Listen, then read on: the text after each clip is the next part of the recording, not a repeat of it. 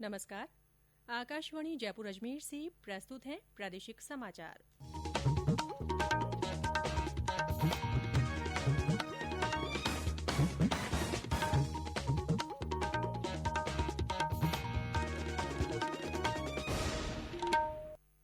मुख्य समाचार।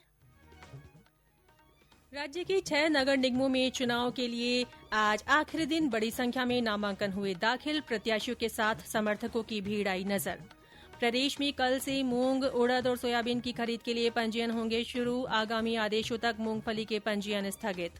देश में स्वास्थ्य क्षेत्र की बुनियादी सुविधाओं में सहयोग करने के लिए सहकारी समितियों की अनूठी पहल। आयुष्मान सहकार योजना की आज से हुई शुरुआत। प्रदेश में सड़क, रेल और हवाई यातायात तेजी से हो रहा है सामान्य। जयपुर और बीकानेर के अलावा राज्य की सभी निचली अदालतें भी आज से नियमित रूप से खुली। और प्रदेश के कुछ भागों में आज बारिश की संभावना। 3-4 दिन में न्यूनतम तापमान में आएगी गिरावट।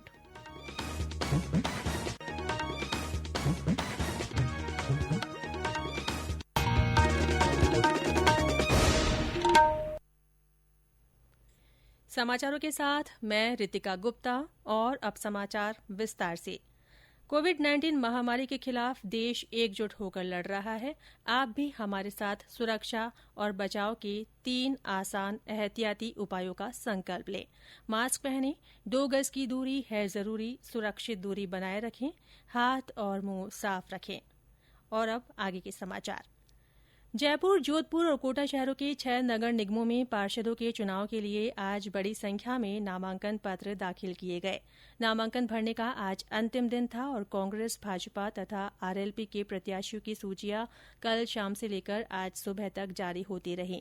कांग्रेस और भाजपा दोनों पार्टियों के बागी नेताओं के बड़ी संख्या में नामांकन के समाचार मिले हैं। जयपुर हेरिटेज के 100 वार्डों और जयपुर ग्रेटर के 150 वार्डों के लिए आज अंतिम दिन सबसे ज्यादा नामांकन दाखिल हुए। जोधपुर के दोनों नगर निगमों में 160 वार्डों के लिए आज 400 से ज्यादा प्रत्याशियों ने नामांकन भरे। प्रस्तुत है हमारे संवाददाता की रिपोर्ट। जोधपुर में नगर निगम चुनाव के नामांकन के अंतिम दिन कलेक्ट्रेट परिसर और नगर निगम कार्यालय में उम्मीदवारों में उत्साह नजर आया। उत्तर और दक्षिण नगर निगम के 160 वार्डों के लिए 400 से ज्यादा लोगों ने नामांकन भरा। हालांकि कोरोना के कारण दोनों जगह केवल प्रत्याशी और उनके प्रस्तावक को ही प्रवेश दिया गया।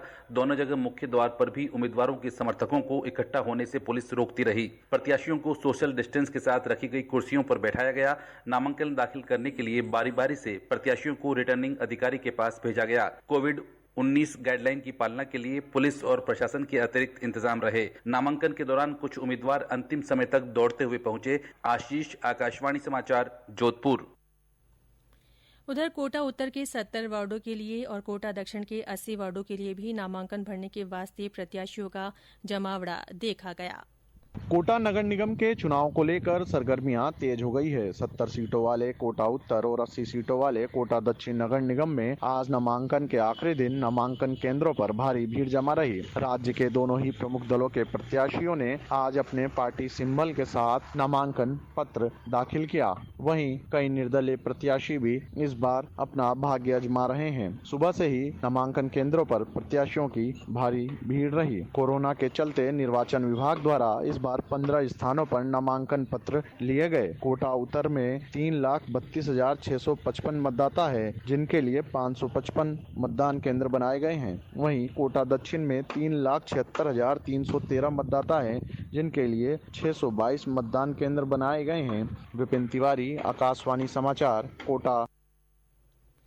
इससे पहले कल रात और आज सुबह कांग्रेस और भाजपा दोनों पार्टियों के कई नेताओं ने टिकट नहीं मिलने पर भेदभाव का आरोप लगाते हुए विधायकों के खिलाफ प्रदर्शन किया।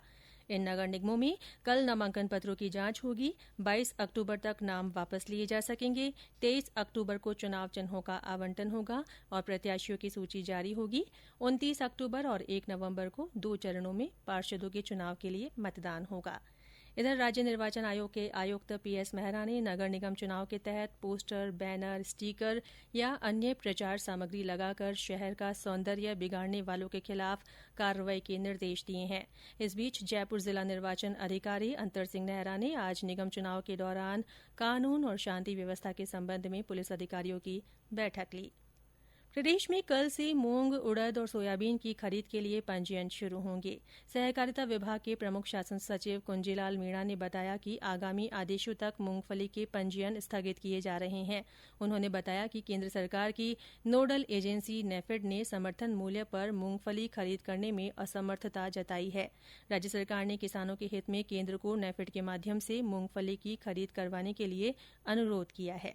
भारतीय जनता पार्टी के प्रदेश अध्यक्ष डॉ सतीश पूनिया ने केंद्र द्वारा न्यूनतम समर्थन मूल्य में बढ़ोतरी के निर्णय पर प्रधानमंत्री नरेंद्र मोदी का आभार जताया है। उन्होंने कहा कि केंद्र सरकार किसानों के कल्याण के लिए प्रतिबद्ध है। अल्पसंख्यक कार्य मंत्री मुख्तार अब्बास नकवी ने कहा है कि कोरोना महामारी की वजह से वर्ष 2021 की हज यात्रा राष्ट्रीय और अंतर्राष्ट्रीय प्रोटोकॉल और दिशा निर्देशों को ध्यान में रखते हुए आयोजित की जाएगी।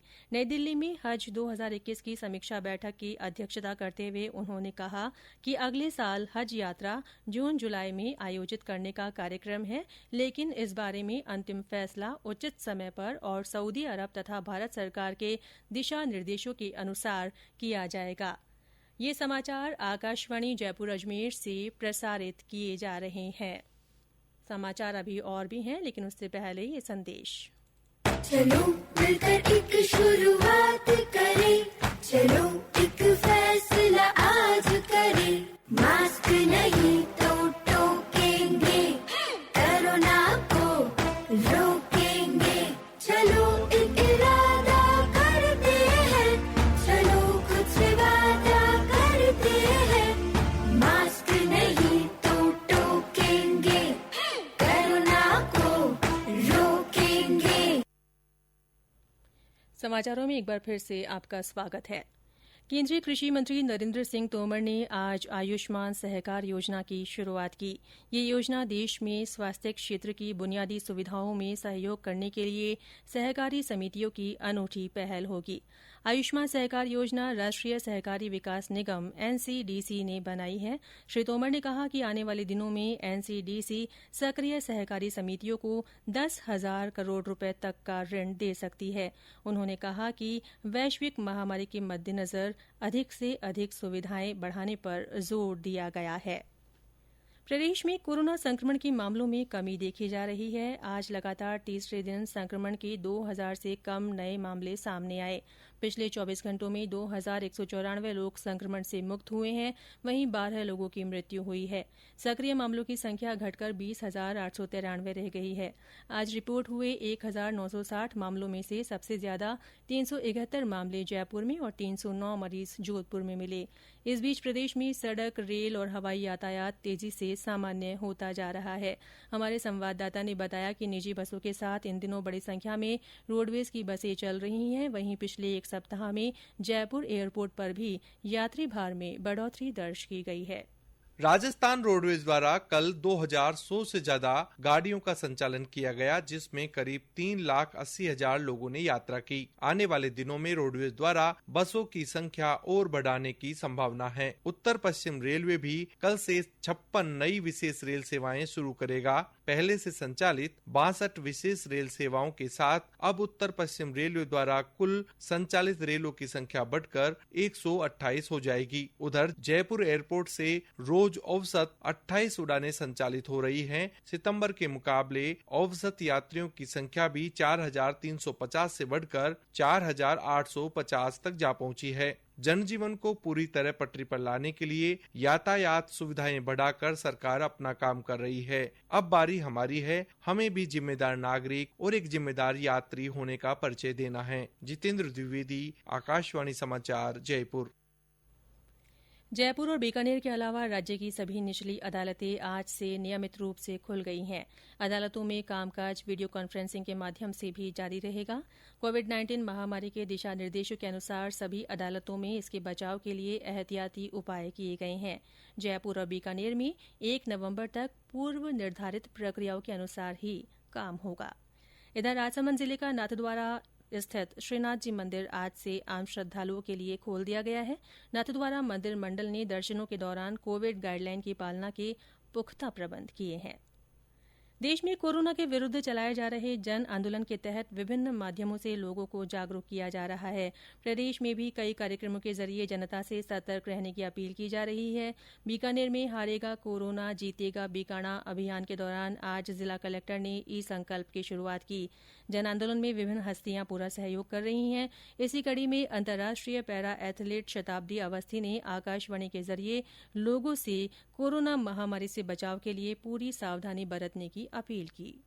नमस्कार साथियों, मैं शताब्दी अवस्थी, इंटरनेशनल पैरा एथलीट और कौन बनेगा करोड़पति विनर। आज आप सभी लोगों से एक विनती करना चाहती हूँ। जैसा कि हम सभी जानते हैं, पिछले लगभग 10 महीनों से हमारा देश कोरोना नामक महामारी से जूझ रहा है और अभी तक इस बीमारी का संपूर्ण खतरा टला नहीं है। तो जब तक दवाई नहीं तब तक कोई ढिलाई नहीं। हमारे प्रधानमंत्री श्री नरेंद्र मोदी जी द्वारा जो आप सभी लोगों से विनती की गई है अपने आप को इस बीमारी से बचा के रखने की, उस मुहिम में उनका साथ दें और गवर्नमेंट द्वारा जो गाइडलाइंस जारी किए गए हैं उनका संपूर्ण रूप से पालन करें। मास्क नियमित तौर पर पहने, सैनिटाइजेशन का ध्यान रखें, बार बार अपने हाथ साबुन से धोते रहें।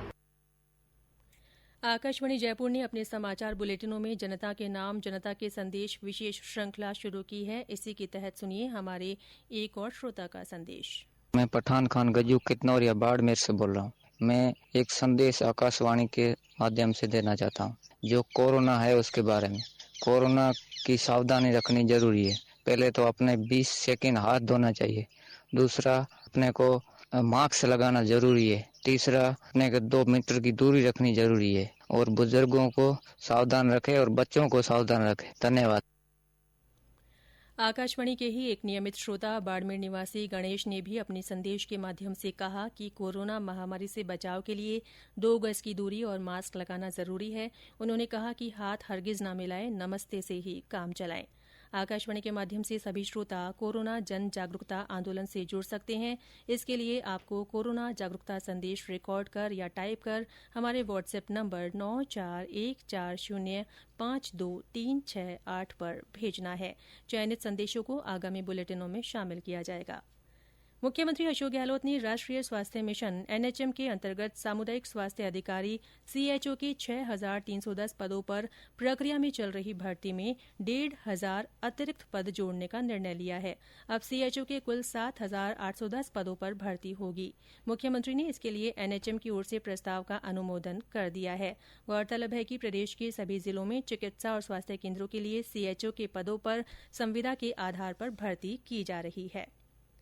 और अब मौसम में आए बदलाव के कारण प्रदेश के कुछ भागों में आज बारिश की संभावना है। मौसम विभाग के निदेशक डॉक्टर आरएस शर्मा ने आकाशवाणी को बताया कि अगले 3-4 दिन बाद से न्यूनतम तापमान में गिरावट शुरू हो जाएगी।